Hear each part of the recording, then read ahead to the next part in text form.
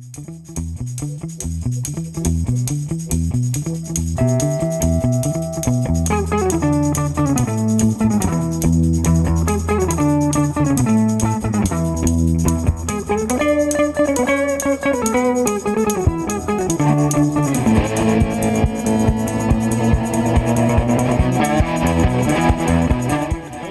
to the show. My name is Scott Harrigan. This is Raw Sportscast. Today, all the way from St. Louis, former NHL referee Tim Peel. Tim, thanks for doing the show. How you doing, buddy? Good, Scott. Thanks for having me on. Yeah, no worries. So let's just get right into it, shall we? Sure, sounds good. 22 years, ref? Yeah, 23. Yeah. Yeah, eh? It was a lot of fun. A lot of great memories, and it was fun. For a kid growing up in New Brunswick, in a small town of 1,000 people. My goal at a young age when I was a kid was to play hockey in the NHL. And when I realized I wasn't a very good hockey player, I started refereeing just for fun as a 13-year-old because I missed having the spending money in the wintertime. In the summertime, I worked at a golf course and caddied and cleaned clubs and that. And then when the wintertime rolled around, I started refereeing for fun, and it kind of took off from there.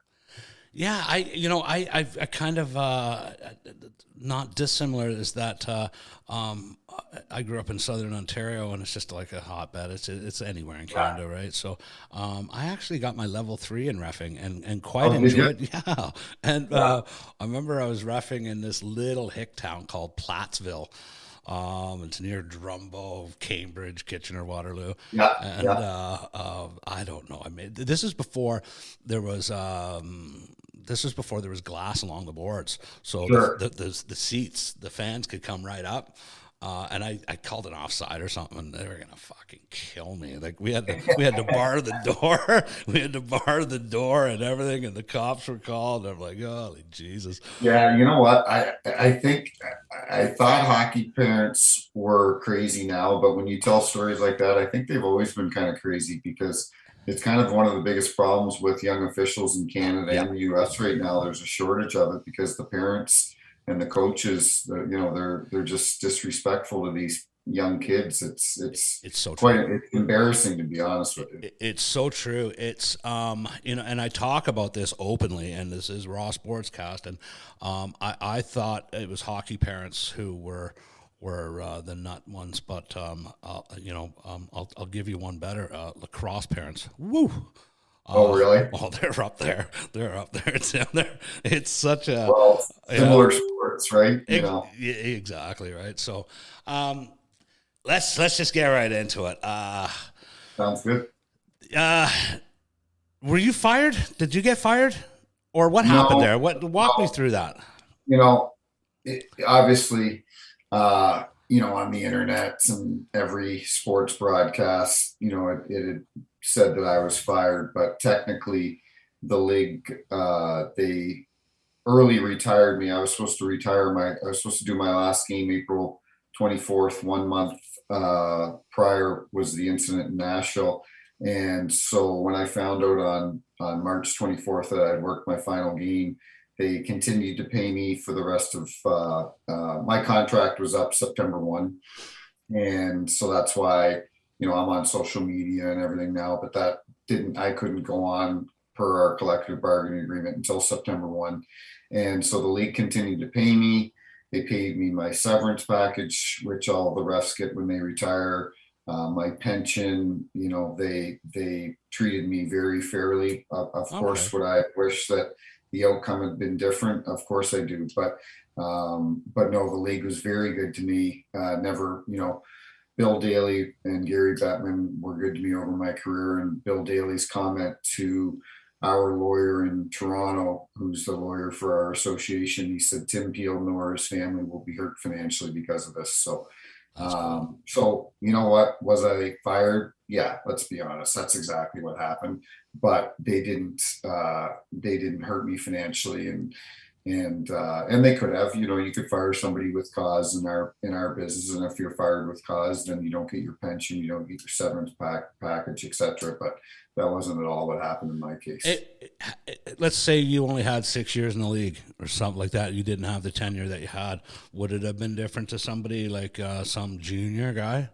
I don't know. I can only speak for myself. I've kind of been told by different people within the league that they feel if I had had um, 2 or 3 years left, would the outcome have been different? Probably. They may have suspended me for a couple of weeks, maybe for a month, whatever the Yeah, time frame is. But it was easy for them because I was retired in a month. And what it boils down to is the NHL has brought on a lot of gambling partners the last couple of years. that's right. In fact, like for example, in St. Louis, well, in the U.S., it's called Valley Sports now instead of Fox Sports, and people can bet on games and bet at games. Buffalo's got a designated section there that you can walk up and place bets before the game and even during the game. So betting's become a huge part in professional, always in professional sports, but now becoming more prevalent in hockey. And so it was a way for them to show, hey, we don't, our refs, that's not how they officiate and influence the game. And certainly that's not at all what I was trying to do. Like, when I said what I said, I wanted to get an effing penalty against Nashville. It just came out wrong. Like that wasn't my intent going into the game. Kelly Sutherland and I, the two refs, we called two penalties against Nashville the entire game. So obviously my intent wasn't, and I always tell this story because it's kind of important. The longtime equipment manager for the Nashville Predators, his name's Pete Rogers, and Pete and I came up together, started in the American League together, and our whole careers together in the NHL. So I've known Pete for almost 25, 26 years and became good friends. And these equipment managers, they take care of the refs. They wash their laundry, they sharpen the skates, they equipment repairs. They're really helpful for us throughout the season. And so that afternoon, I had actually gone out and bought a nice bottle of Caymus wine for Pete and took it down to the Nice. dressing room before the game, and sat in his office with Todd Richards, the assistant coach, and Pete and I and Todd Richards sat there for probably 40 minutes, much longer than I would ever spend in the home team's dressing room or any dressing room, and talked about horses and our kids and minor hockey and the NHL, talked about everything. So I didn't leave that dressing room going, you know what, I want to get Nashville. And I didn't leave that dressing room or going to that game going, you know what, I've had a great career, 23 years, almost 1,400 games, 100 playoff games. I got the Olympics, outdoor games, Winter Classics, All-Star games. Like, yeah, I think I'm going to blow everything up with 4 weeks to go in No my shit. career. And so, like, I tell people it's a 2 second audio clip, and we need to put things in perspective. It wasn't like I got charged with domestic abuse. I used a racial slur. I got a DUI. Like, let's be realistic. But that's the world we're living in now, that if you say the wrong thing, everybody's quick to jump on you, and all of a sudden you're the worst human being and the worst ref in the world. So, it happened, and I'm a big believer in everything happens for a reason. And, my wife told me a couple of years ago, she's like, you'd be really good at getting into media and doing stuff after, and whether I like it or not, I like Joel Quenville said to me one day, well, the next day he called me and he said, like it or not, he says, you were, well known before, but he says, like it or not, he says, you're really well known now, Yeah. and, like Scott, it was on the Golf Channel. Like they don't talk about hockey on the Golf Channel. It was on Fox in the US. It was on CNN. As you know, in Canada, it was on every sports show and news telecast. It became a huge deal. And part of that is because of the world we're living in and social media and so on. But I never let it bother me. The only thing that ever bothered me, and I'm getting over it, but it still bothers me a little bit, is my kids didn't get to see me work my last game, which was going to be April 24th in St. Louis. I had 150, 160 people come to the game, and they're 9 and 7, and to have that, they didn't get to see their dad work again, and they don't bring it up.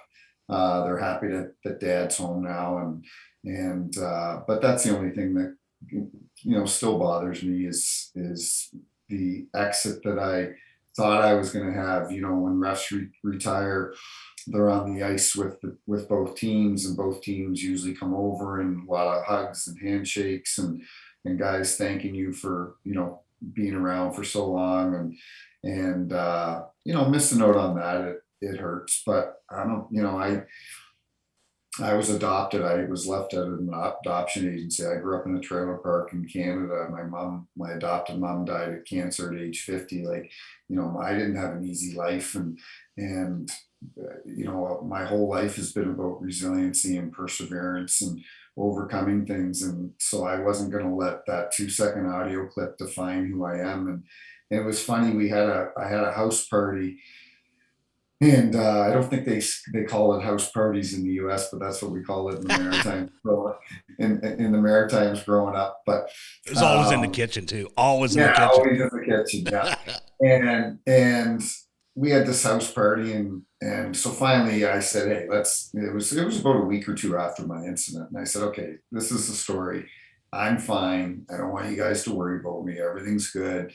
And this one guy, Andy Kaiser, he said to me, he goes, right in front of everybody, he goes, Peelsy, he goes, we don't care. We weren't your friend because you were an NHL ref. You could have been a garbage man. He goes, we're your friend because of the type of person you are. Wicked.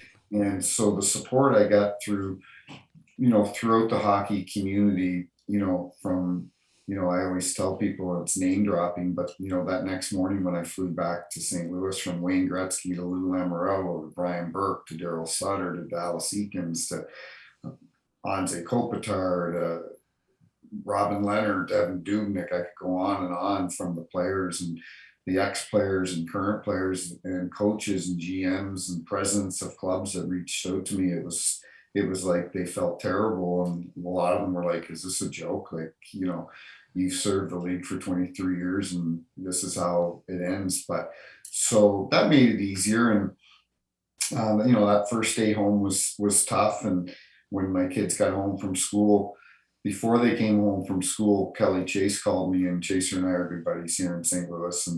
And I had talked to him in the morning about my incident, and he called me at 1:30 that afternoon. And he goes, I've got some bad news. And he goes, I know you're having a bad day, but I had to call and tell you. He goes, Bobby Plager just got killed in a car accident. And Bobby Plager was a huge, sports figure in this town. He was a legend. The Barkley, the Plager, Huge. the Plager brothers here, and Bobby was an ambassador for the Blues, and I'd always see him. We'd see each other at the rink all the time, at local rinks and Blues alumni events, and he was always such a tremendously kind to my kids. And Bobby and I just loved each other. We talked all the time, and so they came home, and I saw them, and I got on my knees to hug them because they're 9 and 7, and I started to cry. And a bit of me was because of what happened to me, but then I had to tell them that Mr. Plager had passed away, and they loved Bobby. And so it was a rough day, but a funny story, Scotty. So I gather my thoughts, and it's about an hour later, and we're driving out. I'm taking my daughter to horseback riding, and she goes, Dad, can I ask you a question? And I said, yeah, baby girl. I said, whatever you want. And she goes, can you tell people that you weren't fired by the NHL? And I'm like, oh my God. So Waterworks again. yeah, waterworks again, exactly. But my wife, huge supporter of mine through the ups and downs of my career, never questioned me why. I got suspended 5-6 years ago for doing the tequila shot with that guy in New York, the Puck Daddy guy, and they suspended me for a game and gave me a fine. And she never said to me, why did you do that? Or why would you do that? She always supported me. And even with Is she Canadian? No, she's from St. Louis. Okay. And so, you know what? I'm a big believer in everything happens for a reason. And I wasn't relieved when things happened, but I was like, after a couple of weeks, I'm like, okay, like what's next in my life? I'm excited about the next chapter of my life, new opportunities that are going to come my way. and it's been great. You know, Jamal Mayer is the ex-player. He Yeah. lives here. Him and I coach the select team together here in St. Louis. Both our kids play on it. And you know, we're a travel team, so we're in Chicago all the time, and we're having a blast doing that. You know, And just, Tim, you know, I sorry to interrupt. I think it's no, important that people know that. I don't think people do know, but there is a bond in the NHL. Like it is very much, and certainly hockey itself. There's a hockey family. If something goes awry or some tragedy or whatever or whatever, there typically you will see the hockey family from wherever they're from stick together. I don't like. There's no way that you'd have animosity. There must be some players. We'll talk about that. Like but yeah, you know, who just get under your skin like an Avery or somebody, a guy yeah, like yeah, that, like that fucking guy. I mean, but you know, the people that would bother you bug us watching through the TV, you know. right. But you know, what happened that 2 seconds? If somebody put a hot mic on Sally, who works in accounting, I know, you I know, know. you know what I mean, or Bob, who works in shipping and receiving. Right.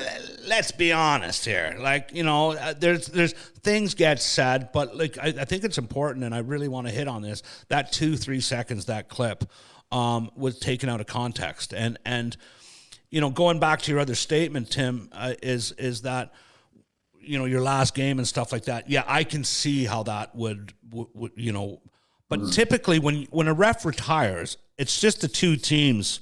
Do you typically, from other refs that retired, do they get all the calls from and texts and all that accolades normally? So, you know, having this turn out the way it turned out, Peelsy, it's like you probably got more than had you have done your last game.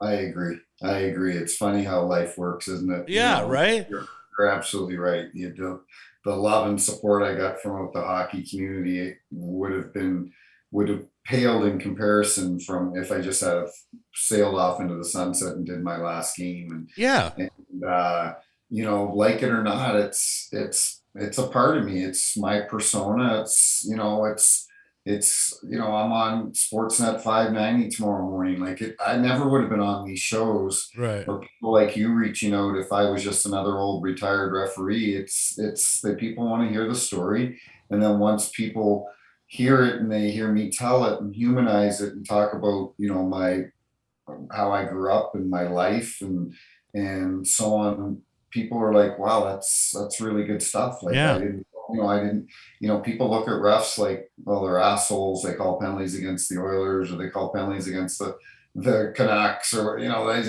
think that's what they think. You know, a lot of fans aren't big referee fans. You know, well, it's funny you say that. You know, the me reaching out to you and stuff. I probably, you know, had you not done what you did, I probably would have got stuck with a Paul Stewart or something like that.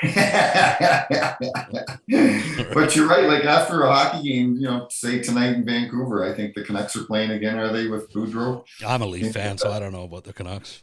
are you a Leaf fan? Oh, huge. And So guess what? Your ref I hate, but who's that? Gary Fraser.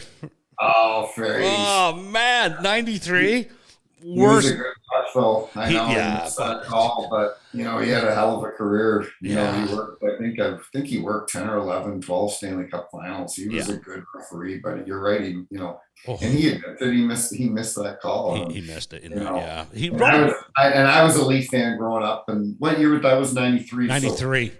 yeah, I wasn't even close to being in the NHL. I No, was still in New Brunswick at the time, and yeah, you know, those were my favorite years, and I was mad at him back then too. But yeah, somebody asked me the other day. They go, "Who were your favorite Leaf players?" And I said when I was growing up, because you know, growing up in New Brunswick, we had three channels, and one of them was French, and the other one was CBC, and then the other one was from Nova Scotia, ATV. And so I'd always, you know, it was a big deal growing up in New Brunswick. Hockey Night in Canada came on at 9 o'clock, yeah, and it was always be Toronto and Montreal. And yeah. Montreal would kick the shit out of Toronto every Every time. Saturday night. I hated the Habs because of it. Yep. And my favorite players were Sittler and Yeah. Palmatier Lanny and Boyle McDonald, and Lanny Earl McDonald and Thompson. Errol Thompson. He was from PEI. I Yeah. got to know him Tiger years later. Williams. Tiger, man, I Oh, loved the Leafs yeah. back then. Big Frank And Mahovlich. Big Frank and Motor City Yeah. Smitty and Oh, Brad. Yeah. Oh, and yeah, and Dave then Andrechuk and Gilmore and all those guys. yeah, and then you talk about that era with Yeah. with Gilmore, Wendell Clark and Oh, Gilmore and Stumpy man, Thomas. Remember Steve nothing Thomas? Thomas. Like, I got to referee one game there, Scotty. So I the was going to company I ask you worked, about that. yeah, it wasn't an NHL game. It was the how they do that CHL prospect game Yeah. every year, and they used to do it. I think they did it mostly in Toronto because the NHL was headquartered out of there. And if you got selected to work, I was working in the OHL, and if you got selected to work that game, it was a big deal because first of all, it was a 3-man system, so it was one ref and 2 linesmen. And I worked that game in '93 with the NHL basically selected it. It was myself and um,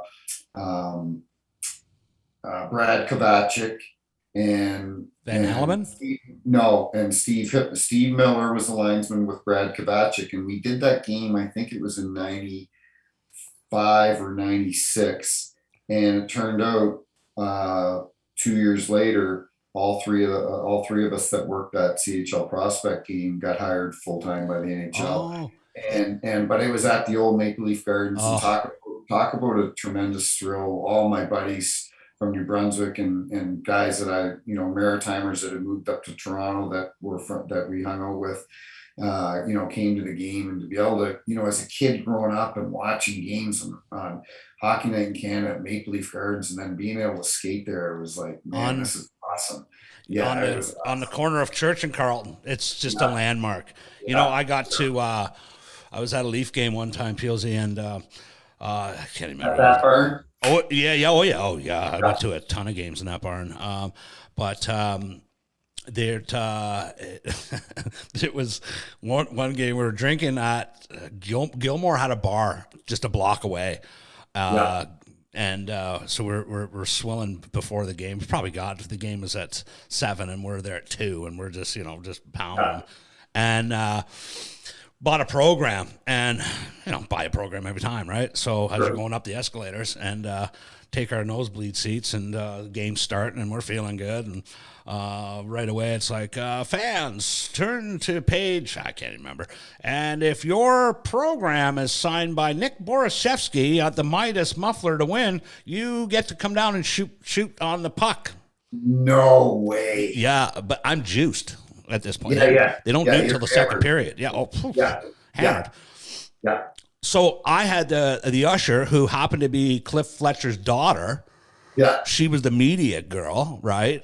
And so she comes up and she's like, we got to get you a jacket, a Leaf jacket, a stick. Which way do you shoot? Right, left? And I'm like, I had cowboy boots on. Like I'm thinking about that in a bag of chips, right? So just buckled it. Just annihilated. So away we go, and I get down, and what people don't know is the CBC, where they do the Grapevine and the Don Cherry thing and Hockey Night in Canada thing, was you have to go through that door, and so I'm waiting, and they don't scrape the ice. You just got to walk on, and you walk across the ice, and I'm like, I'm gonna fall. This is gonna be hell. And just before I get on, Christy Fletcher goes, hey, there's an alumni, Dick Duff. Hey, Dick, do you have any advice for this? Put a little pepper on it, kid. I'm like, okay. But what I did, PLZ, is that I said to this guy, I think the prize was like $1,500. Nobody hit it. Are you shooting into a little hole? Yeah, from center ice. Yeah. Into a little hole. So Not a chance you're making that. Well, no, I want to hear the story, but you're hammered, so. Oh, no, I know. So I said to this guy, because I was hammered, I said, hey, listen, buddy, I'll split it with you. If you get it in, I'll get half, and if I miss, and if I get it and you miss, I'll give you half a chance to win. And Christy's like, this has never been done before, but makes sense. But I was going to tell her, I was confused. So I said, you go first. Yeah. So Buddy stands on this thing, on this little Midas carpet, and he hits it about fucking 8 feet in the corner. And I go, bats off. I said, you're done. You're an idiot. Go away. So I shoot, and the puck is fluttering. But I put a little pepper on it, kid. And it's just on an end. And you hear the crowd going, oh. And just as it was right there, but it was on the side, and it hit and it went. And the crowd goes, oh, just like you did. So I got to keep the stick. I got to keep the jacket. But it was just. That's a great story. One of those moments, eh? Buddy was all pissed off that I reneged on the bet, but how do you hit the corner, please? Scotty, if you had got that $1,500, you would have gone right to the brass rail after. I would have went to Fillmore's, or I would have been guaranteed, right? Guaranteed. But yeah, so dancers are on me today. Right away. You'd like, just one of those. I can't remember the name of that one, but you got to go up these massive amount of stairs, and there's just these bouncers that come out of walls and everything. Right? There's no screwing around there in Toronto with the peeler bars. Yeah. So, but listen. So. Yeah, let's move on from that. I mean, that's it. It certainly isn't going to define the accomplishments, but I appreciate that. Let's But it's funny. I walk into a store here in St. Louis today, a men's clothing store, and I'm buying a shirt or something, and I've been going in there for years, but I haven't been in there. I haven't probably been in there since my incident, and it's funny how people are. 99.9%, like nobody says a word, right?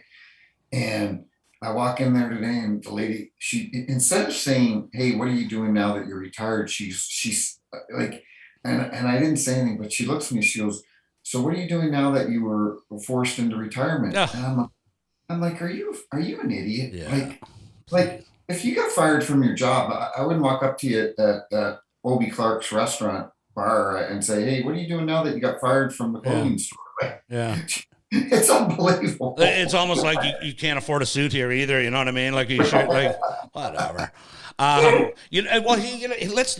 I got another story for you, but actually, you might remember this because you were reffing at that time. The lockout in 2012. Yeah. Okay. Well, check this story out.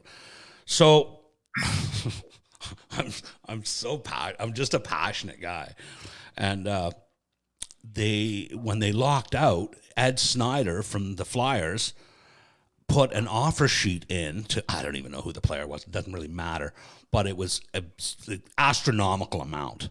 Right. And that pissed me off.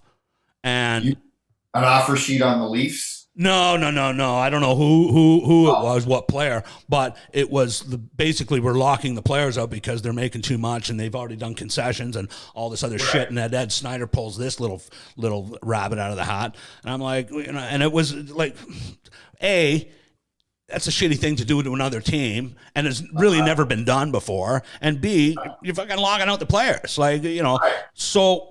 Oh, probably a few pints again. I don't really remember. It was 2012. I'm getting older. But I called Gary Bettman the C word on Facebook. You called him? Yeah, I called him the C word on Facebook. You called him on the C word on Facebook? Yeah, on my page, on my wall or whatever. I just said, "You're a," and then Yeah. And I forgot that Jimmy Devellano was a friend of mine. Oh, really? Yeah, and he went nuts on me. Oh, yeah. And I know Jimmy well. I know, right? Good man. Well, do you remember in 2012 when he got fined? No. Okay. It was all over. It was everywhere. So I can relate to you I did this TV show. I'm just a little tiny media company on an island somewhere in the Pacific Ocean. I'm a nobody. I call my company ISN because it sounds like TSN, and it gets me into places. They go, "Where are you from? What association?" I go, ISN. TSN, I go, "Yeah." I'm Yeah, not yeah, gonna yeah. Say it quick. Where are you from? ISN. Oh, TSN? Yeah, oh, yeah. Wait, oh, hey, and you go. There's prime rib upstairs, sir. Yes, there is. So, So Jimmy went off on you. oh, and I said, well, hey, Jimmy, not for nothing, but if you want to continue this, and maybe we'll do a story around. Why don't you put your money where your mouth is, there, fella, and we'll do an interview. Yeah. I'm thinking nothing of it, and just to shut him up because he was ripping me on Facebook. And I wasn't going to back down, right? I shouldn't have said what I said. However, Sure. Proud man. I'm not going to say no. So he calls that night at like 4:00. I'm like, is it okay, Jimmy, if I record this and we'll do a story? Well, he proceeds to get into, what the fans, this is what he said. Yeah. As a governor of the Detroit Red Wings, and he hates the Leafs too, by the way, so there's strikes 1 and 2 against me. Yeah. The owners are the ranchers, and the players are the cattle. And we will tell the players when to eat. Oh, wow. Yeah, that wouldn't go over well. It didn't. And if you look it up, he was fined $250,000, which Illich probably paid. But then he went on to tell me about Ed Schneider doing. I said, well, then Jimmy, explain, the whole situation with the offer sheets. And well, he said some of the owners don't really get it, do they? And there are things that happen in the NHL that he was tiptoeing up to collusion. There's just things that happen. And anyway, so I woke up the next day, a little fuzzy, with getting calls from who's the guy, Brooksy in New York. Okay. Larry Brooks. Larry Brooks. That was a great interview, buddy. I'm like, what the hell just happened? What have I done? Did it go viral? It went nuts. New York Post, New York Times, Sweden, Russia, Kyprios. It was on, the Sportsnet and TSN when they have that hour or whatever. Yeah. The whole panel was talking about it. And I'm like, as per ISN, and I'm like, oh no. And then it's the office, the New York office, the NHL is like, we want the tape. And I'm like, no, it's not going to happen. Now, to be fair, there was, I don't know, does he drink? I don't know. Like, I have no idea. But I don't think so. No, I don't think so either. No. But boo-wee, was he forthcoming. And there was probably 35 minutes of that tape that I didn't run because of the shit. And I'm like, I don't want to get this guy in trouble, only to find out he's fined $250,000. Bill Daly's had an investigation. They're calling me, wanting to know who I am, only to find out, So the New York Post asked me, they said, hey, what was your traffic daily? And I went, I'd get about 1,000 people a day. What are you getting now? I said, about 80,000. Controversy sells, Scotty. Right. But at the same time, I noticed that it doesn't matter what whoever says what. These people, nobody at that level has spoke that candidly before. Right. So now think about that. That was 2012. Can you imagine now with social media how crazy that would have gone? And I hate it. I hate the fact that POZ, I hate the fact that this cancel culture, the pendulum swung and this and that, but it's a dangerous, slippery slope. It's a minefield. You just don't. Yeah, and you got these losers on Twitter that you pull them up and they've got 3 followers and they tweet out, you were fired, you sucked as a ref. And then when I went on social media, the vile messages I'd get were, just go away. Nobody wants to hear from you.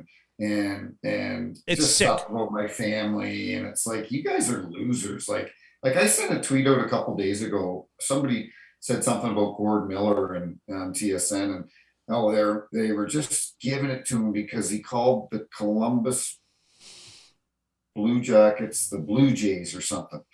And anyway, everyone wanted to beat on him and pound on him. I'm like, can we just be a little nicer to people? Like, what happened to that part of our world?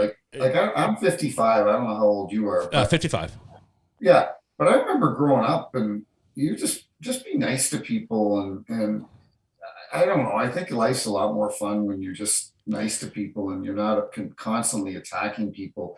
And just, I see people doing that. To me, it just shows that they're either jealous or they're insecure themselves and they just want to, but people don't like to see people succeed. No, And, and I've talked about this with my friends. I've talked about it on other podcasts, and that's why, like, and I'm from a little town. This little, like, you've been to Victoria, right? So yeah, it's beautiful. It is. It's well, I better not say that. It's too raw. But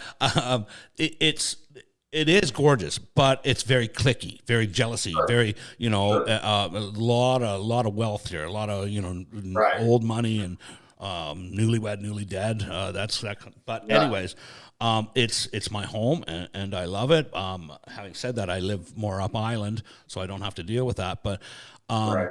it's the way the society treats people today, as they don't look at the things that you've done, and like all the good, and they don't really give a shit about the good. You're expected to do good. They don't Right. have to, but they're almost sitting there in the weeds waiting for you to do something bad so they can jump and go, I fucking told you so. It's 100%. it's really weird. Listen, I said something about this and I got jumped on. And it was about Joel Quenville because I've known Joel for Yeah. 25, 23 years. And I've talked to Joel since then, and I'm still going to continue to be his friend. Of course. Like, I'm not bailing on the guy. And he was one of the first guys that called me when my thing went down. And do they wish they could have handled it differently? Yeah, I'm sure they do. The Kyle But don't- Beach. Yeah. Yeah. But don't say that Joel Quenville is a pedophile and he's this and he's that.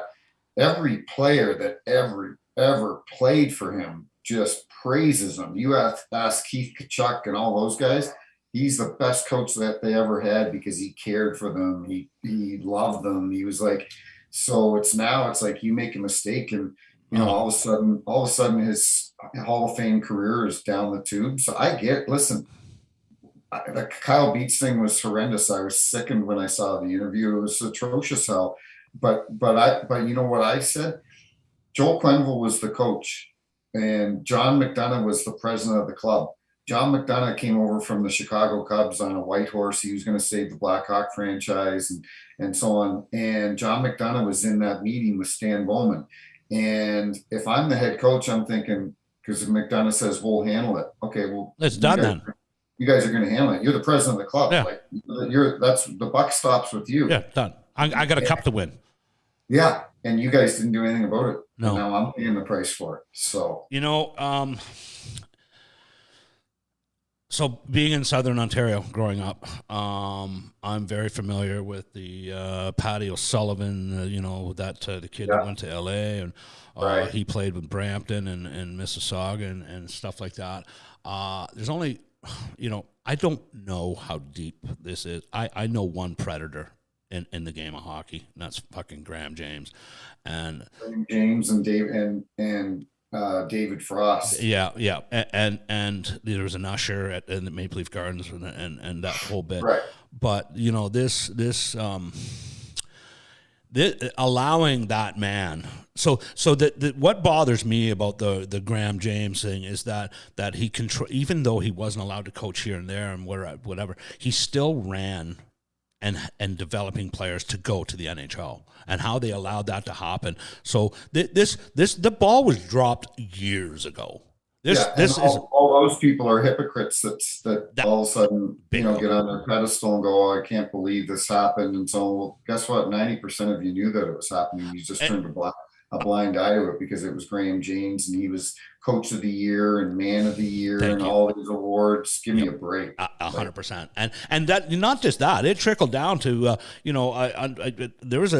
have a friend of mine out in Kamloops who he wrote a book, The Kid Who Missed the Bus, and what it is, PLZ, is his brother was playing it for Graham James, and then he said, "You gotta get me out of here, Matt. You gotta get me out of here. I can't. This guy." Now he never touched him because Graham James didn't like guys that stood up to him. But Right. when he went to, where did he go? He went into Saskatchewan. He was playing under Mike Babcock at the time. Yeah. Mike Babcock wasn't even in the NHL then. So it was Right. that. But he said, "Hey, McCoy, I heard you don't listen, and you're like," 100%. and he's like, "Where are you getting that from, Graham James? Like, you're gonna believe this guy? Like this? How is this guy fucking? How is this guy not dead for one?" Oh, It, I guarantee he ruined a lot of careers. Guys that yep, would have had promising careers in the NHL, either because he abused them or, like you just said, he would tell a coach from the other team, "Yeah, this guy's a bad apple. We had to get rid of him." yeah, And the sure enough, that we know what hockey's like. That whole perception is reality thing. If you're perceived a certain way, then they just bury you. You know. yeah. Well, what's yeah, that's so true, eh? But what is this? Do you think the NHL is an old boys club? I don't know. Is every league like that? Like, I don't know if it is or not. You got younger owners in here now. Like, the owner in St. Louis, Tom Stillman. He's not an old boys club, but you look at Tom Dundon in Carolina. He made his money with in the investment business and venture capitalists, and then he owns all the top golfs in North America. And so was it like that years ago? Yeah, it probably Yeah, was. Where the agents were in the back pocket of the owners, but I don't think it's like that anymore. I follow Alan Walsh on Twitter. He's Marc-Andre Fleury's agent, and David Perron, and he's a big name. He's got this. He's very outspoken. He's got this podcast now called Agent Provocateur, Mhm. and he's very outspoken against the league. And back then, it would have been a no-no for an agent to talk like that, True. because they would have been ostracized by the GMs and the teams. And I guarantee you, the owners would say, if this guy's representing any of our clients, ship these guys out. But that doesn't happen anymore. So No, and Haley Wickenheiser and her teammate now with the Leafs, and yeah, there's stuff like it, that. the Um, game the, changed. the I'm gonna I wanna just I'm gonna throw out a couple names, and Sure. quite simply, it's just, did they help or hinder the game of hockey? And just if they helped, in your opinion, to say helped, and then and why you think that. Sure. And this is kind of coming around to what we're talking about, is the game changing and stuff like that. So let's start with Peter Pocklington. Do you think he helped or hindered the game? Um, I think with what transpired, he helped the game. Hmm. Because of trading Gretzky to LA, right? You and I were growing up in Canada back then, and it was like people that he had a crazy amount of security, because I'm sure there was thousands of death threats on the man. And but was Peter was the owner of the Oilers when they won their four cups, was he not? Yeah. Oh yeah. Yeah. Yeah. So, he was given that team the resources to um to go out and win. And I don't know what the payrolls were back then, but I'm sure he wasn't shy in paying it. And maybe he couldn't afford it and he was doing it with smoke and mirrors. I have no idea. But when he sold Gretzky to LA for 5, 10, 15, whatever the dollar figure was, to Bruce 12 million, I McNall, think. to Bruce McNall, who then turns out didn't have any money himself. That was my next name, actually. Yeah, yeah, but I loved Bruce. But anyway, but it just the sport grew in California. Yeah.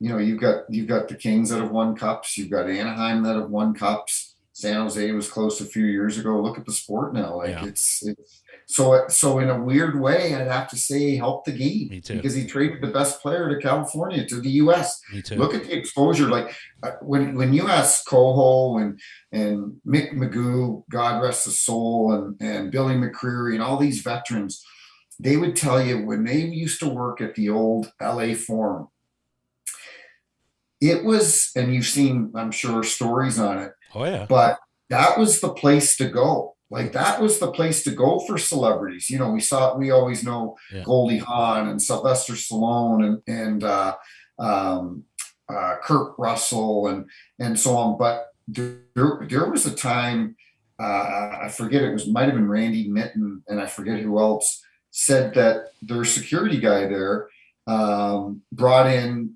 Ronald and Nancy Reagan Yep. into their dressing room. And so talk about it, that was the place that's where the celebrities wanted to go, The hot because, spot. and Michael J. Fox, they were all there at the games because Yeah. Gretzky was playing there. If Yeah. Gretzky wasn't playing there, that wouldn't have been the place to go. No. And I love watching though the stories on how McNall, he just cranked it up where, you know, they had limos for the celebrities, and they had private lounges, and it was the place to be seen in LA at the time. Absolutely. You got to give him credit, man. He was like, I love reading stories about Bruce McNall. And did he defraud people or fraud people? Yes. Did he take milk or bilk people out of millions of dollars? I'm sure he did. But when you watch a story on him of what his personality was like and how he treated the people that were a part of his circle, or other people, it could have been anybody at the Kings games, but how he treated his players and everything. They loved playing for Bruce McNall. Like 100%. They loved the man.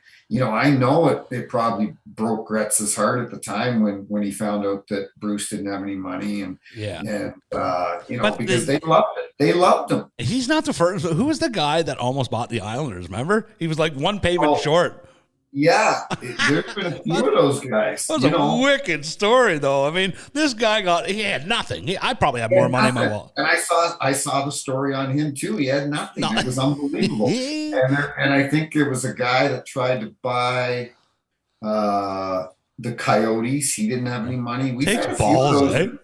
It does take a lot of balls for that. Like you gotta have some big ones to like, who's cooking your books that you can show the books, but sitting in meetings, not sweating. These people that are pretty smart in the NHL, and Harvard type lawyers and accountants and so on, that they're snowing these people. It's unbelievable, really. It's wild, eh? Just wild. I just don't have it in me. I don't. I'd end up laughing or something before. I wouldn't get it out. It's like those shows you watch, and Stacy Keach narrates them on MSNBC or CNBC. It's called American Greed. And yeah. And you watch those shows, and these people, they like Bernie Madoff. Yeah, Bernie Madoff in New York. People, he really had the Jewish community, and Bernie Madoff would have people begging him to invest their money, begging him, please take us on. No, I'm too busy. We don't have enough, and so on. It's nothing to laugh at. I shouldn't laugh, but it's unbelievable. It's unbelievable. Yeah, it's no unreal. Conscience at all. I remember PLZ. I remember I interviewed Bernie Nichols years ago, and he probably loved McNall, right? Well, he lived in this cul-de-sac, and they were out, and he had a helicopter. And they were at a bar or a restaurant or something. And he's like, I got to get home. I can't, listen, no, the drive, it's a 2-hour drive. Stay. You're staying. I'll get you home in time to whatever you had to do. Yeah. And they hopped in this helicopter and dropped him off in this subdivision right in the middle of his street. And it's like, the neighbors, he goes, fuck, Bruce. He goes, you're home in time. Took him 3 minutes to get home. Like, that's Bruce. But if you have no money and what do you care? You don't give a shit, right? But I think a lot of it was smoke and mirrors. I think he said he had a lot of art, a lot of expensive art, and some things that maybe it's tough to authenticate or really prove, right? So is it getting dark in your house? No, let me turn on the light. It is getting dark here. Were you in St. Louis? Yeah. Oh, there you go. That's better. Yeah. Okay. Yeah. It's can someone explain to me why we turn back and turn ahead the clocks? Like it's in St. Louis right now, it's 4:30. It'll be dark here in 30 minutes at Yep. 5 o'clock at night. I don't get it. It's it's I don't dreary. And understand. this world. No one's ever been able to give me a good. Now I liked it when I was a kid. When I was a kid in New Brunswick, and when I was single in Toronto, and I was out partying all the time. I loved it when the clock turned back to Yeah. 11 from Yeah. 12, and I got an extra hour of drinking out with my buddies at the bar. Right? 2 hours if you're in Ottawa and you just want to cross the hall. Yeah, exactly. um, Alan Eagleson, helped or hindered? Hindered. Yeah. Bad man. Bad. In for himself. Stole millions of dollars from. I feel bad for those. Like Bernie Federko's of the world. Yeah. I brought up Bernie's name. He's a Hall of Famer. He lives here in St. Louis, and those guys didn't make any money back then. No, they didn't make any money. And I think Bernie told me the highest year he ever had was either 350 or 450. I can't remember the amount because we talked about it. It was actually a couple months ago. He's at the same golf club as me in St. Louis, and think about that. And he was a Hall of Famer. He was like scoring a lot, getting a lot of points every year, and the most he ever made was 350 or 450. So when these guys retire, that's why you see a lot of ex players from that generation are on TV. Bernie works for Valley Sports here, and a lot of those guys work in construction. They had to work because their pension sucked because of guys like Alan Eagleson. I have a friend. I don't know if you know him, but Kirk Walker. Played. He didn't play a long time, but he played with the Leafs, and he started this foundation, PLC. It's called Dignity After Hockey, and it was for the Ludsies of the world who needed stem cell. Because what people don't know, and people need to know this, there is no health benefits, dental, whatever.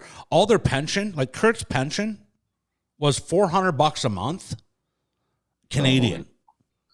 Canadian, right? Yeah. And Paul Stewart had 20 what odd years in the NHL as a ref. I think he gets $1,000 a month.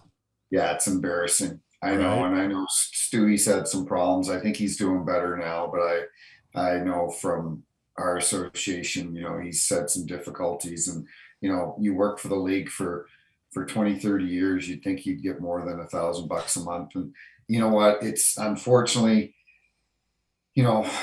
and not sounding selfish, but the league takes care of us now. Like our refs make good money. Yep. Our top refs are making $450,000 a year. Is that what you were getting? Yeah. Wow. They make good money. A starting ref, I think, is at 200 right now. First year out of the minor leagues.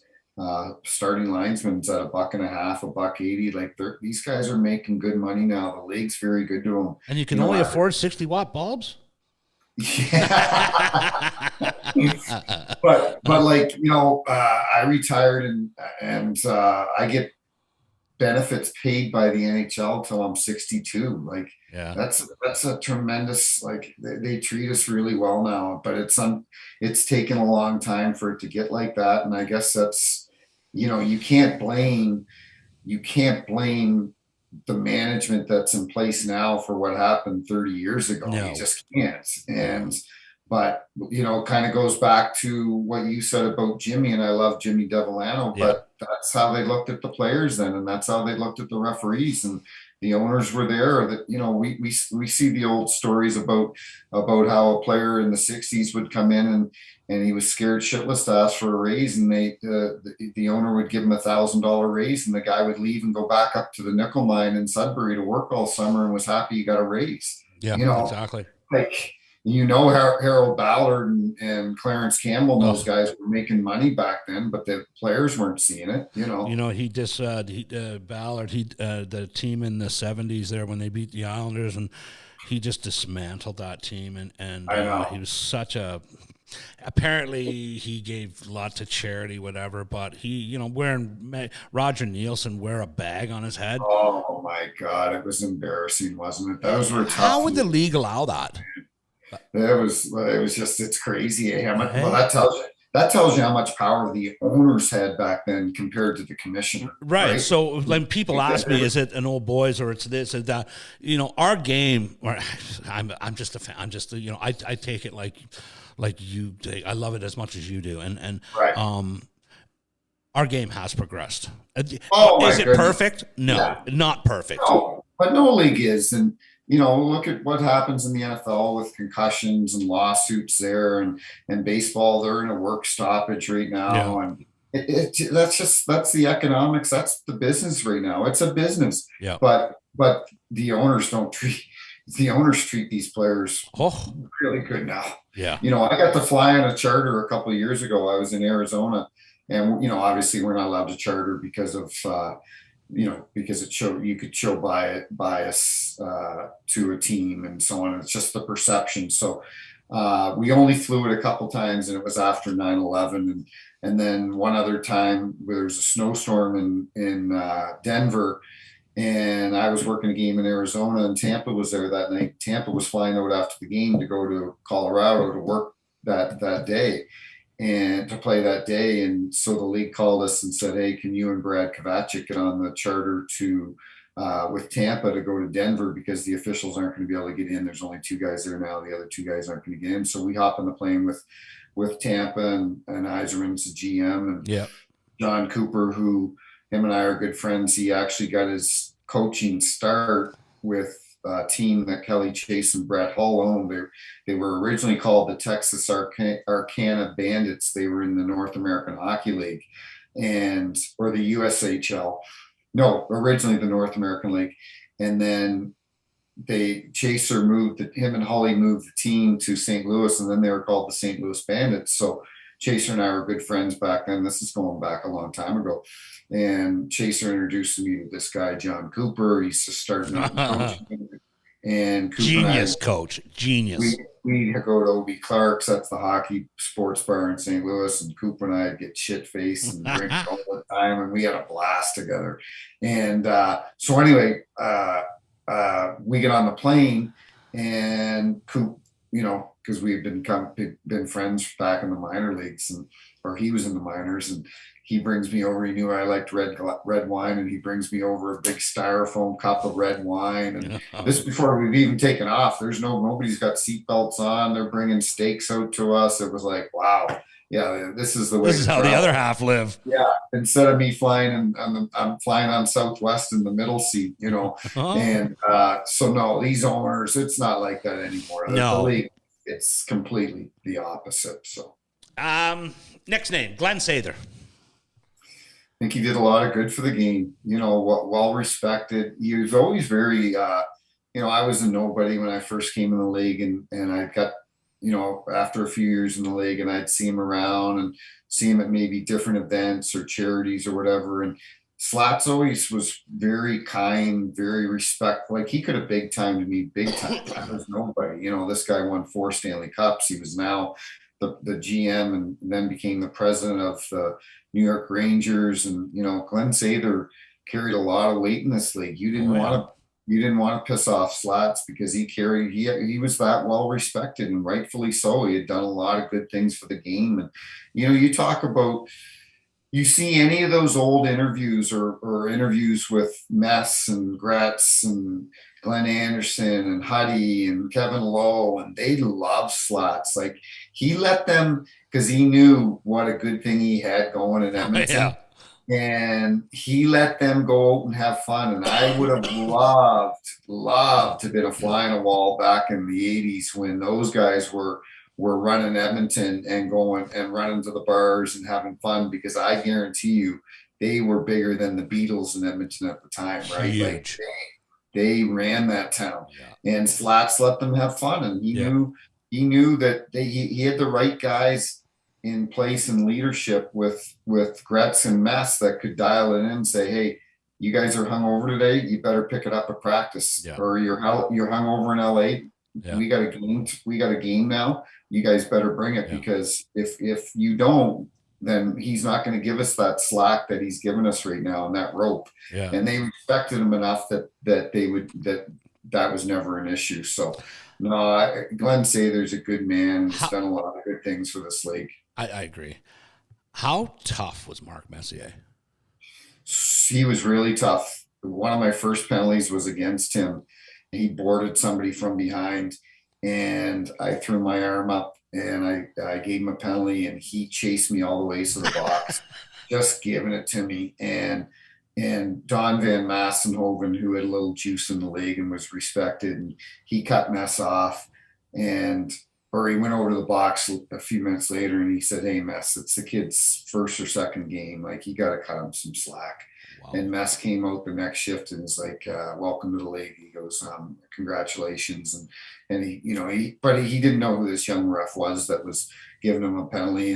But as soon as he found out it was one of my first games, he was the first guy over to say, "Hey, welcome to the league Yeah. and congratulations." And you know, how can you not respect that man? Yeah. Like, Yeah. I see him now on ESPN, and he's such a what a what a tremendous ambassador he has Yeah. been for this league. And you watch those old games of him, right? And he had helmet on. It was like it was welded on his Yeah. head, and that look that he had, and it was Oh, like, holy shit, I would have been afraid to play against this guy. Like, he had that look like he was going to rip your head off, let me tell you you a know? story about Mass. And there was an excuse me. It was an all-star game, and some new guy. I can't remember who the player was, but it was first time of the all-star game, and he brought his kid in the dressing room after warm-ups, and he just he wanted to be Messier. So Mess is sitting there in the towel, and Yeah. he's just got the skates, and he's got his head down. And he goes, "Hey, excuse me, Mark. This is my son. He just is a huge fan, and I guess he didn't sit up entirely. He didn't do this. He Yeah. just raised his head." Yeah. And the eyes, the kid started bawling. Like, it's like that the intense, like, the man he never really fought a lot, did he? He didn't really fight, but Oh, nobody they would fight him. They knew they'd get, like, no, dummied.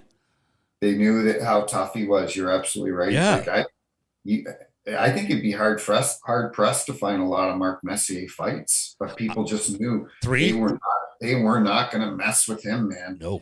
Not a No. chance. Plus, I'd have to mess with Semenko after Yeah, too. well, I'd be hard pressed to say he'd beat the shit out of Semenko. Like, I think he's one of the most respected non-fighters.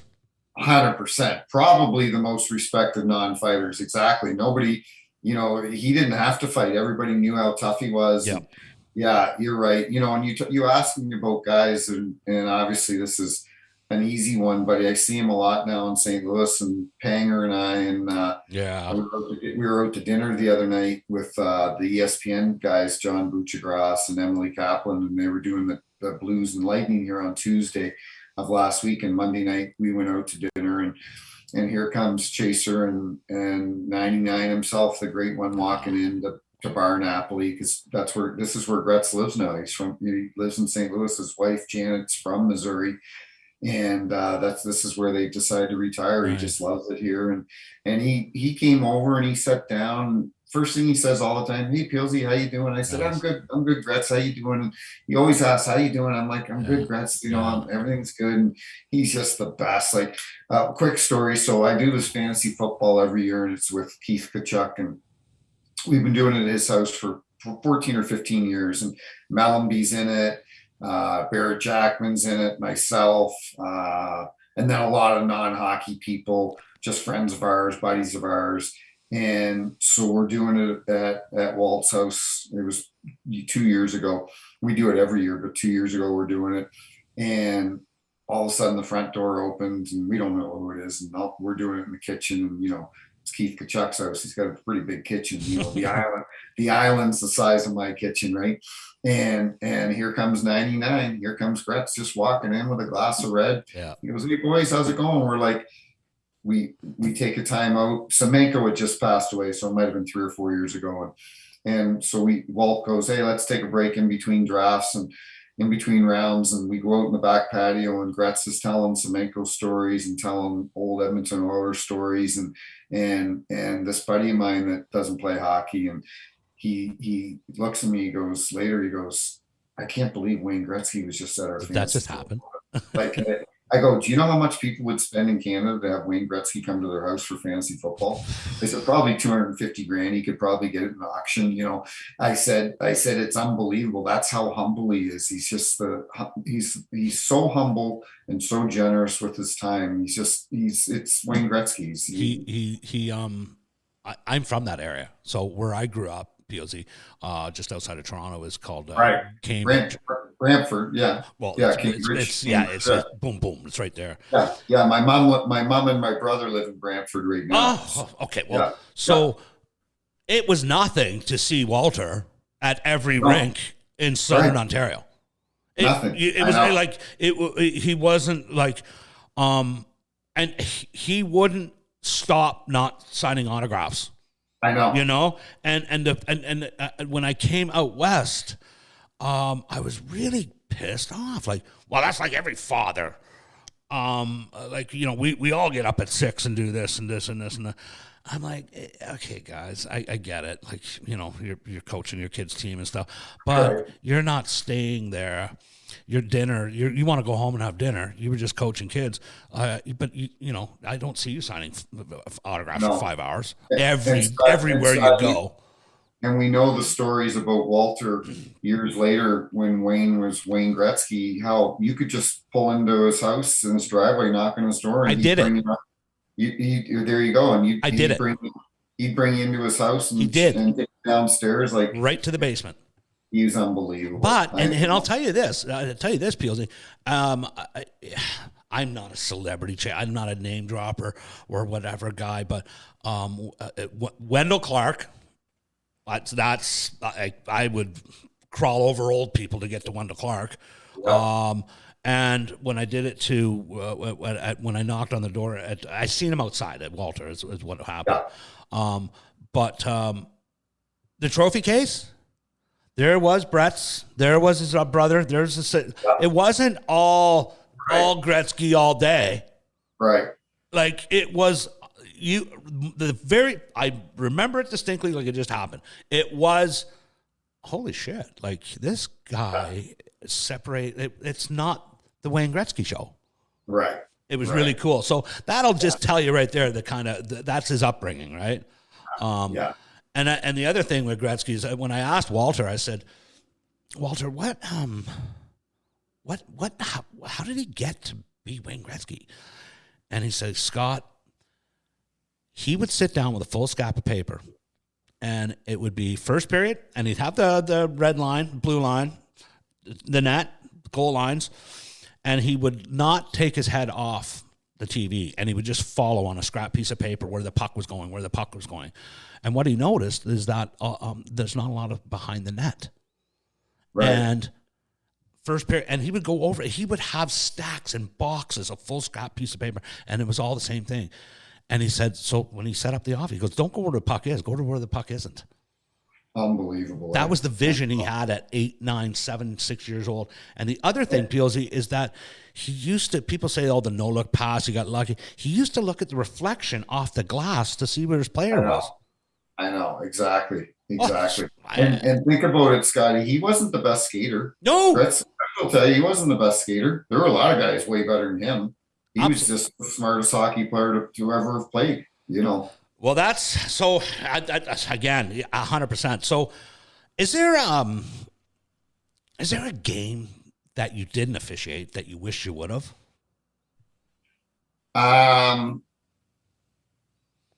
It was actually in the Olympics and in Vancouver. Russia. No, in Russia, in Sochi. Okay. And I went over there. And I was having a really good tournament. And just before the medal game started, I had an okay game. They were still happy enough that I got the bronze medal game. But I kind of heard, well, I was told by a supervisor, hey, like you're working really well, like things are shaping up well for you for the gold medal game. You know, that was the gold medal game between Sweden and Canada. So I was a little disappointed that it didn't happen, but not so much in the, more so in the NHL. That's what I mean. Yeah. Like the not a Bobby game. Orr goal. Like can you imagine officiating that game? Like I don't know Yeah, who it was, but imagine just be on the ice for that historical goal. right, right. No, it was more so in the NHL when you didn't get selected to, like I had done a few game sevens, and that was always a real, you felt really good because, um, the first one I ever did was in Pittsburgh, and it was Montreal Pittsburgh, game seven, old igloo. And Dan O'Halloran, who was a great referee, Yeah. worked I think 12 or 13 Stanley Cup finals before he retired. And I got picked to work that game. And when you get picked to work a game seven, it means they feel you two are working the best out of all the guys. Is that how And that works? Is that how? So you go each round. You're like so round one, round two, round three. You're evaluated. 100%. Do you get more money if you go up? No, you get the same bonus money for each round, but what happens is they take 20 guys to the playoffs. You have 34 refs, 14 guys go home, and out of that 20, you work the first round, and then after the first round, they cut it down to 12. So 8 guys go home. It's a big drop off. So it's tough to make that second round. So I had worked first round my first years in the league, first round, first round, first round. Then all of a sudden you get a break, you work the Oh, second round, and then they go from 12 to 8 for the second round, and then after the second round they go from 8 to 5 for the third round. So there's 5 guys in the third round. So okay. it's a small group, and it's tough to make that. And so when you get selected for each round and you get a chance to move on, you're considered by hockey ops. At the time, Is that Colin Terry, Campbell? Colin Campbell, Lewis? you're Brian Lewis was my boss then Terry Gregson, Stephen Walkham, Andy Van Helleman. So when you move on, those are the guys that are determining whether you move on or not. Okay. Was there ever a time? You probably put this together. Who said it to me? But the kind of they were anti-American. The NHL You, officials. no, I don't no, think so like either. I no, I dismissed it. never. Okay. Yeah, no, I never ever heard that from any of our guys. And for me personally, all I can say is I was living in Toronto. I got hired in '98 in the summer of 2001. Van Helman was the boss, and I was tired of paying Canadian taxes. And Don Koharski, who lived in St. Louis, he had relocated from Burlington, Right. Ontario.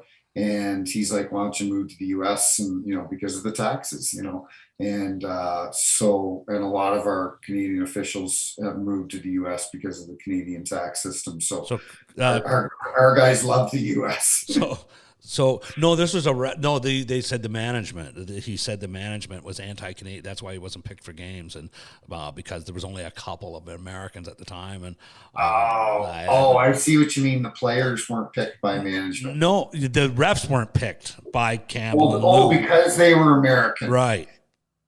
Yeah, I had heard earlier on in my career there was a guy, Dennis LaRue. He was American. There were a couple back then. Okay. That was back 22 years ago. And then that slowly, that I think that drip was started by a couple of American officials. It was an American official that told me. So you don't Yeah. think Korhowski or you don't think he left because of jelly donuts in Canada, as per Sean? No, Was that classic or what?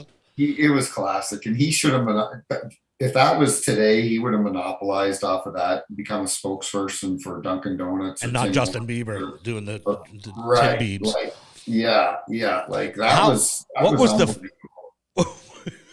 What was the? Go eat a donut, you fat pig! Like, Have another jelly donut, you fat bastard. they show it every year on ESPN down here in the U.S. It's what would that fine be today for Schoenfeld? Oh my goodness, that would be, I don't know what it would be, but it would be a lot. And Coho told me the story. It was like 2 nights later, he was working a game in Boston, and Dunkin' Donuts is big in the US, and he came out and it was in the old Boston Garden, and he went and did a lap, and they had put Dunkin' Donut boxes on the dash on the glass all around the rink. It was classic. It was You classic. know, so your defining moment, unfortunately, is a 2-second clip. His defining moment is having jelly donut, you fat Yeah, bastard. You know what I yeah, mean? Kerry yeah. Fraser's 93, which I still hold to. If I met him today, I'd love to have him on, but at the same time, I don't know if I'd have anything. I'm so passionate about that. Eh?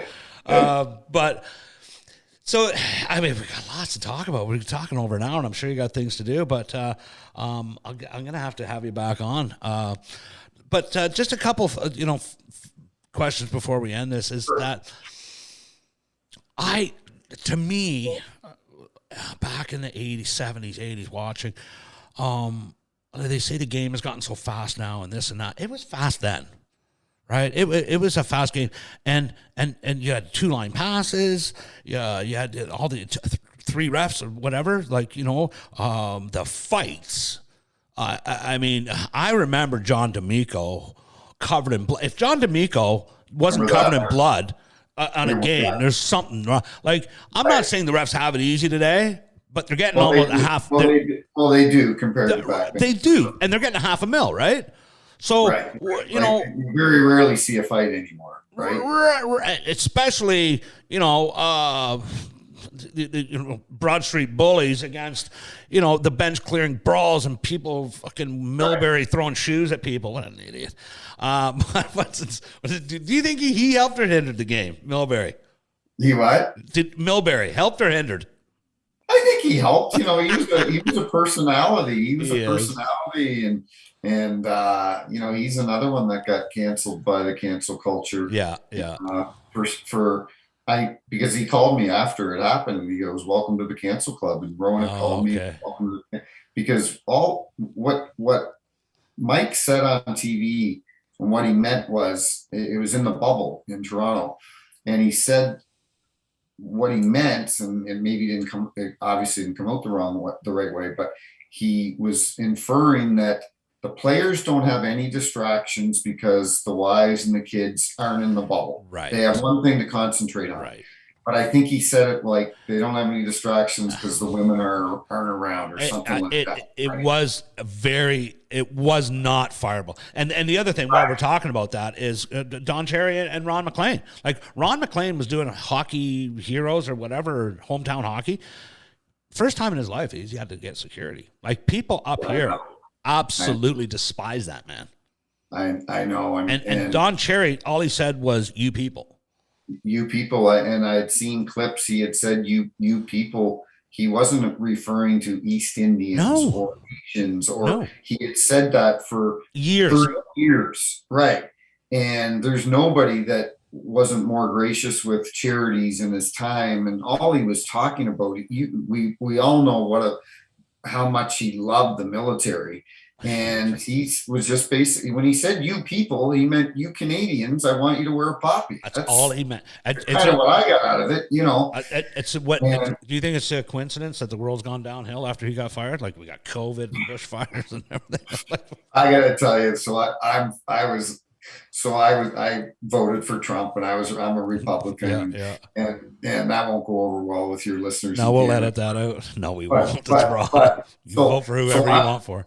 So I'm wearing a Make America Great hat again, and this is a funny story in Chicago, and I'm warming up outside the dressing room, and it wasn't the obnoxious one. It just actually said MAGA across, but it was in block letters, so everyone knew what it was. It was before the election, and so I'm talking to Gabriel Landeskog and outside the visitors' locker room in Chicago, and Colorado's obviously playing there, and we're just shooting the shit for 15-20 minutes. We're stretching and warming up, and so he must go, well, I know he does, he goes in the dressing room and he says to his players, he goes Peel's a Trump supporter.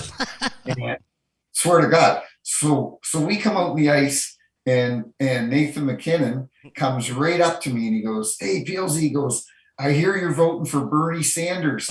I go, "You go fuck yourself." I said, "I'm not voting for Bernie Sanders." So there's a Nova Scotia boy too, right? Yeah, Nova Scotia guy. So then about a month later, the whole grapes things goes down, and he gets fired. McKinnon skates right up to me in Winnipeg. Exact same thing, Scotty. He goes, the libs got grapes. The libs got grapes. He said,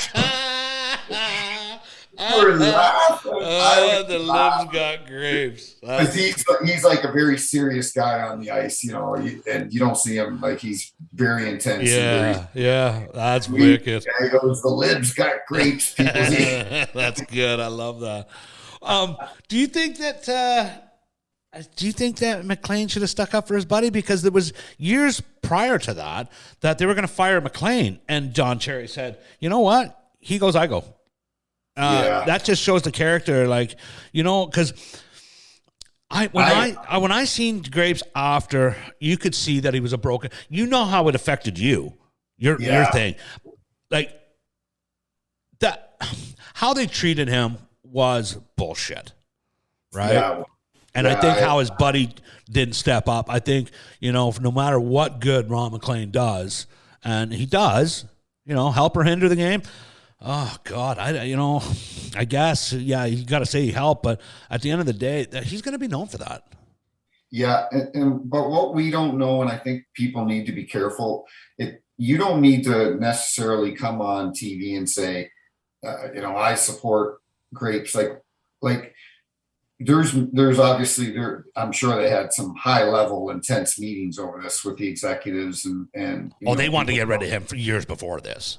Like it was every year. And did he say, stand up for Grapes in those meetings? I don't know. Like, it's tough to comment on that unless you're really a part of those meetings. No, I think Grapes said it.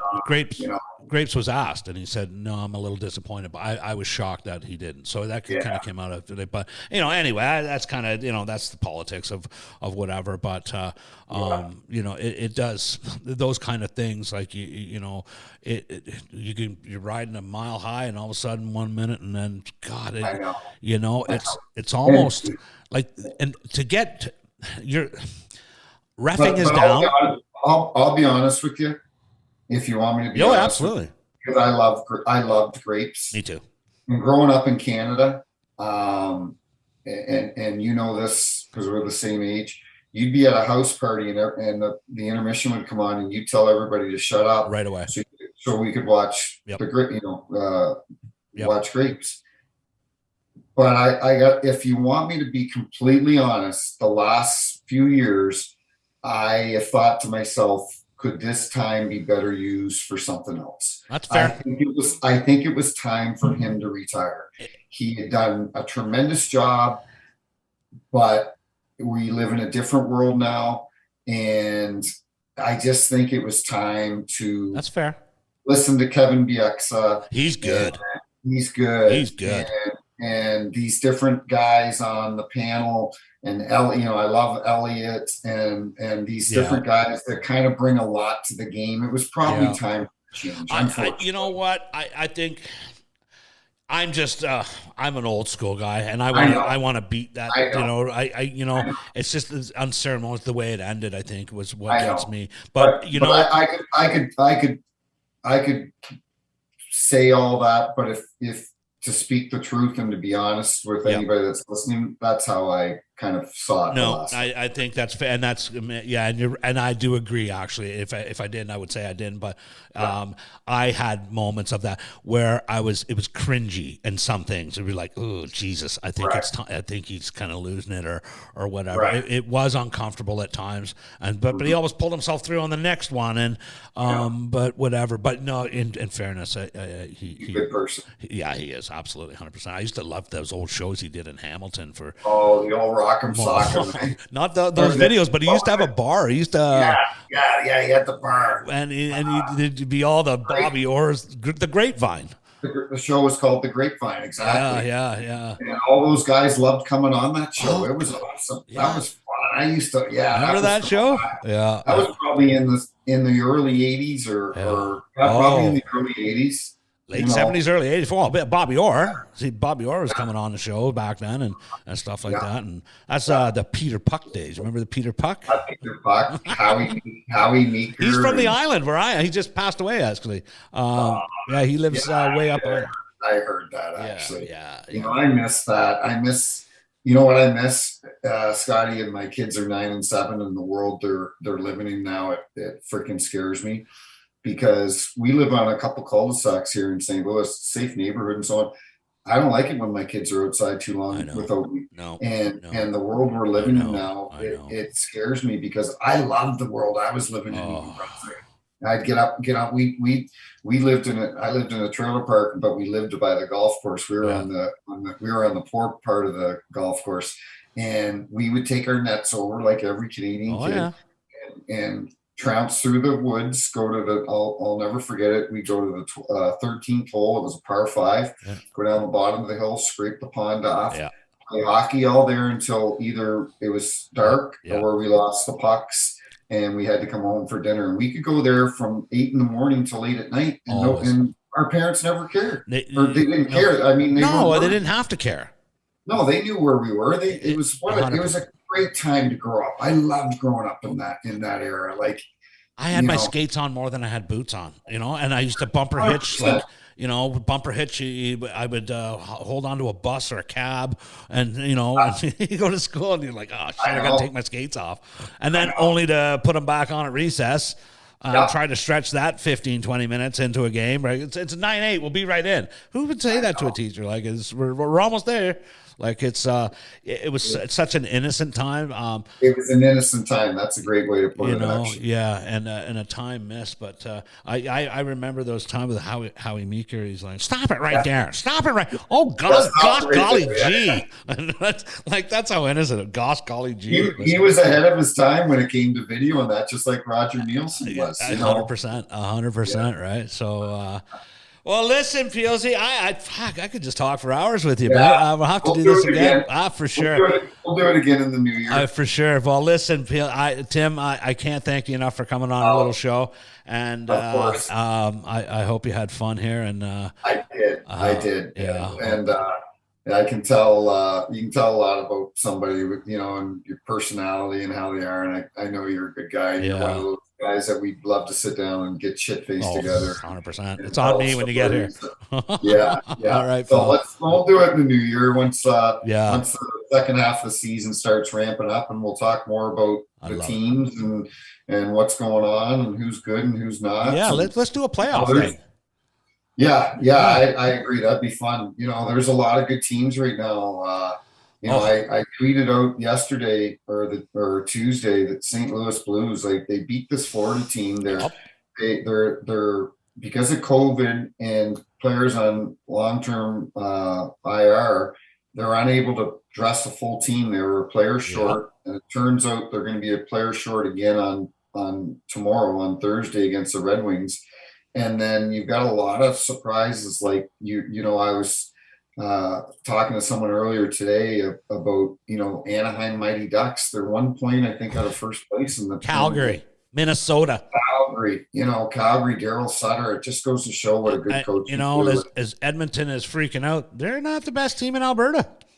Not right now, are they? You know what I mean? Minnesota scares me. They just do. Minnesota's good. Oh. Minnesota's good. They got a GM, Billy Guerin. He's been a winner wherever he's gone. Yeah. The Steen Evanson's a class guy, head coach. Foligno. I love the Foligno brothers. I love their dad. You and I love their dad. 100%. Their dad coached the Hershey Bears because he was in the Colorado organization, and he coached the Hershey Bears when I was coming up in the minor leagues. And so he was one of those human beings that couldn't have been any nicer to me. And I would tell Nick and Marcus that I'd always say, "How's your dad?" And then their mother died of cancer, and I always say, "How's Mike doing?" And I always had a soft spot for the Foligno brothers just because of their dad. And there's a lot of good stories. And Florida's good, and Carolina's good, Tampa's still good, and Washington. Washington, there's. Ovi's a train. He's a wrecking ball, man. Like Do you think he'll get that record? I think he will. I think he really wants He's got it in him. I think he really wants it bad. We're watching TV and he looks like a big man. And I've seen him a couple of his fights. Like he doesn't punch. He punches through you. How big is he on the ice? He's big. He's built like a Russian tank. Like, he is stocky. He's muscular. He's like, I bet you he's not one of those guys that's got a six pack like some of his other players on the team, because those Russians normally they don't, but I guarantee you he's solid. Like I saw him hit Gordon Murphy the other day, who's the Murphy kid? His dad was Gordon Murphy, the Murphy kid that plays for Arizona or Oh, plays for Chicago now. Chicago. Yeah. And Yeah. Yeah. he hit him, just rocked him.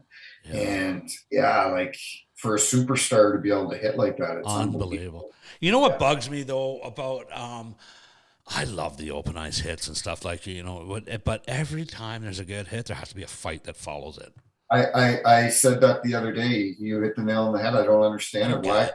Why should somebody that is good at open ice hits have to then fight because he laid somebody out with a clean Yeah. open ice hit? Yeah. It doesn't make any sense to me. I don't understand it. I don't understand how our game has got to that point where a guy lays out a clean check and he's now got to fight somebody. Yeah. That doesn't make any sense to me. No, I don't get it. I think I don't even know where that started, but that's one of the things that's got to go. Like, I watched the playoffs last year, and I mean, the playoffs have been amazing the last few years. Playoffs are awesome. Like it's just remember how hockey kind of got a little boring 10 years ago. It was just like, It's not boring now. oh God, no, That first, to me, the first round's the most fun to watch. Oh. I love watching the first round. We got 2 or 3 games every night on. It's like it's perfect. I love the first round of the playoffs.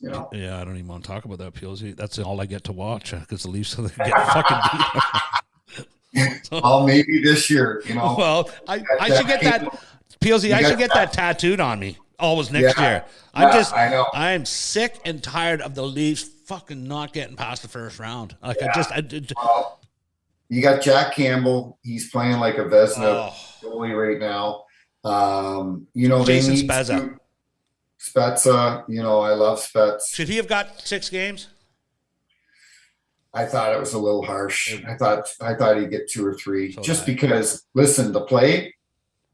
I saw it once, and I'm like, it's not that bad. He went after the guy. It wasn't. But then I watched it again today. Yeah. It was pretty bad. It was bad. But and the reason that I guarantee you retaliation. If that retaliation premeditated. Yep. Premeditated will always get you a couple extra games, because if Pionk hadn't need the guy, they show Spezza yelling at him on the bench, losing his mind. Then he comes out and does that. They're like, dude, you can't take the law into your own hands here. Like I'm sorry. I thought the refs lost control of that game, though, to be fair. Well, yeah, a little bit. Brad Meyer's a good ref, and he's done well. He did the gold medal game. Yeah. He's done a couple Stanley Cup finals. He was working with a first year referee that was inexperienced, and there were some calls that I'm sure they wish that they could have made. I think if they would, like the Foligno, did Foligno come off the bench? That's a line change. It's a line. Like what is the ruling there? I don't have a problem with that. Like I'm good with that. Okay. That was kind of close. I don't have a problem with that at all. What would you have made the same call? Yeah. Okay. I think the league handled that well. I think the officials handled it well. Okay. But going back to Spets, I think if it wasn't premeditated, he would have got 2 or 3 games. Never been suspended before. Ever. I don't think. Never. One of the greatest, most respected guys in the league. I love the man as a human being. He was just a tremendous guy to deal with. He was awesome. But he got a couple extra games because it was premeditated. And it was what he meant to do, what he meant to do. Pretty tough for him to defend it and say, I didn't mean to do that. Well, he did. It did. It did for sure. But again, it's we'll see. There's a lot of parity. I love watching. I mean, I thought Buffalo was going to shit the bed and be way worse. I love having that. Wait till Eichel comes to Vegas. That's just going to be a scary line. Fun to watch. So there's going to be some upsets, and it's going to come down to coaching and goaltending. Yeah, it always does. Right? So. Like Billington that year. You guys won so Bozak played out here for our local junior A team, the Victoria Grizzlies. I love Bose. He's out with COVID right now. Yeah. But Bennington was unbelievable. He won Game 7 for them in the first period alone. Unbelievable. And But the Blues have a great backup in this Philly Huso. It's really unfortunate that he got tweaked something last night and had to leave with 5 minutes to go, and they had to bring in this backup, the third backup, or the second backup, and Huso's out for a few games, but Yeah. he's played unbelievable. They were outshot 95-51 in the 2 games they played Florida and got 3 out of 4 points, so they did pretty good. Well, you can almost say that you didn't get beat by a Zamboni driver. What's that? Oh, yeah, exactly. Just adds to the Leaf lore, right? I just don't even know why this shit happens to me. It's just like what next? 4-1 leads, and then. Well, yeah, we'll talk before the playoffs, and then we'll have a prediction on your Maple Leafs. Let's do it. Tim Peel, ladies and gentlemen, this is Tim Peel, NHL referee. Just a great guy, great conversation. I hope you enjoyed the show. Tim, thanks a lot, buddy. Thanks, buddy. Take care. Good night. Bye-bye.